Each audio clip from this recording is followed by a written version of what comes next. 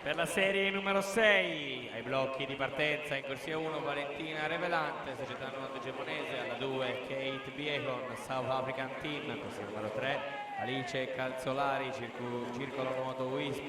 corsia numero 4 Francesca Tartaglia, Stella Marina, alla 5 Greta Bragaglia, Circolo Nuoto Wisp, corsia 6 Giada Verasani, Circolo Nuoto Wisp, corsia 7 Elisa Bernardi, Idros, alla 8 Greta Rosina, Amatori Nuoto.